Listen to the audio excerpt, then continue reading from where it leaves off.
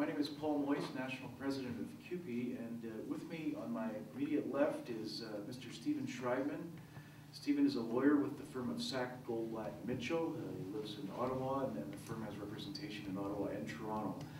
Immediately beside me is Helen Larocque. She's an alderman here in the city of Calgary. And to my far right is Claude Generoux, National Secretary Treasurer of CUPE.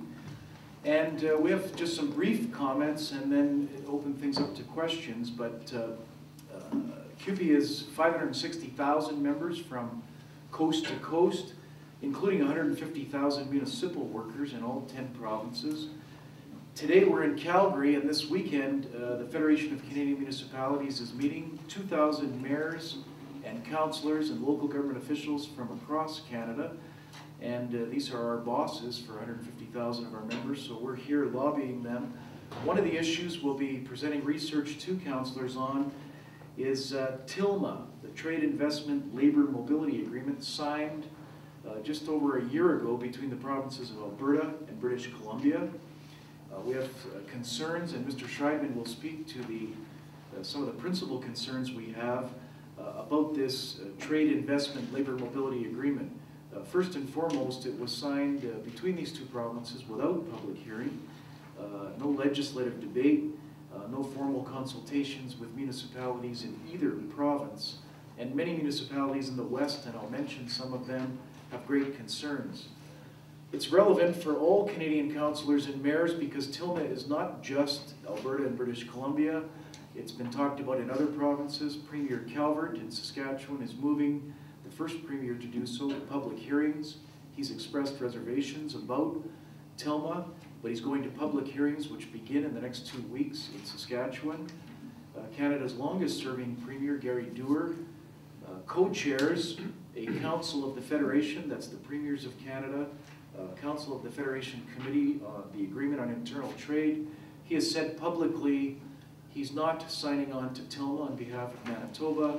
He much prefers the Agreement on Internal Trade process. So why is it that we're concerned about TILMA? There's a few reasons. Number one, the notion that we're going to liberalize trade and improve investment and labor mobility opportunities through this deal grossly overstates things. There are no serious barriers to interprovincial trade in Canada. There are virtually no barriers to investment. We have a common currency in Canada. We have no tariff walls between provinces. In terms of labor mobility, can an accountant trained in Saskatchewan get a job in Ontario or vice versa? There are issues. Canada's premiers began working on the Agreement on Internal Trade in 1995. They've resolved many of those issues, and according to Premier Doer, are on their way to solving all of those issues so that in a number of occupations where there are different credential recognitions amongst provinces, we can reduce those as much as possible. Canadians are a mobile people, and there's been progress made on that front. But stating that there are large economic benefits to be derived by TILMA is a gross overstatement. We don't oppose things because they overstate things, though. We have some serious concerns with TILMA as it's expressed. Firstly, municipal levels of government, creatures of provinces, make decisions on behalf of citizens, and sometimes those measures could be viewed as restrictive by some. Downtown development, for example, if the city of Calgary provides an incentive to a certain business to move downtown, TILMA raises the notion of another business offering the same goods and services, operating in a suburban area of this city, launching a complaint because they didn't receive assistance to start up their business. That has to be a concern for all municipal decision makers. The bar is being set very high for municipalities to retain so-called barriers, incentives like I just described. It'll be very hard, we believe, and Mr. Shrybman will speak to this, for municipalities to retain those barriers.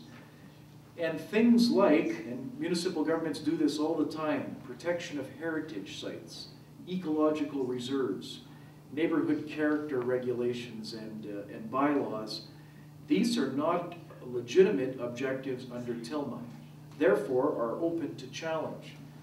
We've all talked in the last 15 years about challenges under Chapter 11 of the Free Trade Agreement and the North American Free Trade Agreement, where a business can sue a government if we restricted their access to procurement or to some tendering that government puts out.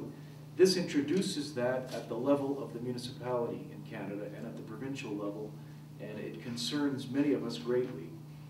Finally, TILMA may well end equal treatment, the equal treatment provisions for procurement, may end ethical purchasing policies, buy local decisions.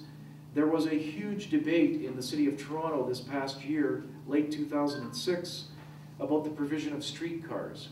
And the City Council in Toronto made a decision to buy from Bombardier in Thunder Bay, to buy Canadian. That kept the Bombardier plant open in Thunder Bay. They were heavily criticized by some and applauded by many. That would be a huge issue in the presence of a TILMA type agreement in Ontario.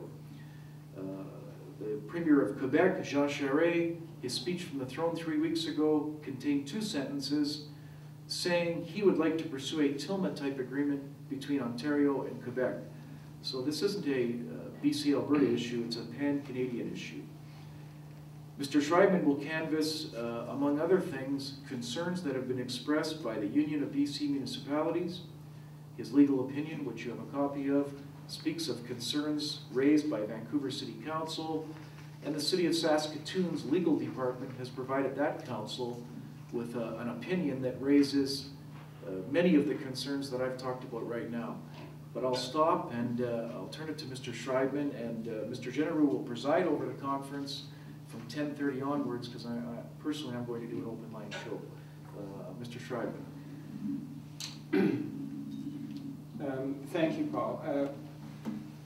As Paul indicated, we were retained to do a legal opinion of this executive agreement between the provinces of British Columbia and Alberta. And I suppose that's the first point I should make. This is not a statute. It's not anything for which either Premier or their cabinets had parliamentary approval. It's simply an agreement, an executive agreement between the cabinets and the political leaders of 2 governments that nevertheless, notwithstanding the lack of any parliamentary support or authority, imposes very broad and sweeping constraints on the exercise of authority and the provision of services by not only the provincial governments and municipal governments, but any public body that receives public funding. School boards are explicitly identified, but that would include libraries, children's aid societies, of course, provincial crown corporations. Virtually every public entity is subject to the very broad limitations that this agreement imposes. And let me give you just one example of that. Article 3 of the agreement prohibits government measures. And measures are defined to include everything from law and regulation to practice and programs and funding arrangements and policies that impair or restrict trade, investment, and labor mobility. Well, if you think about that for a moment, what is it that a government does, or a public body does, that doesn't affect the market in some way, or the right of private sector participants to profit from what they do? If the market was working, there'd be no reason for the government to intervene in the first place, either to provide services, or to regulate for environmental protection purposes, or to restrict land use, or to do any of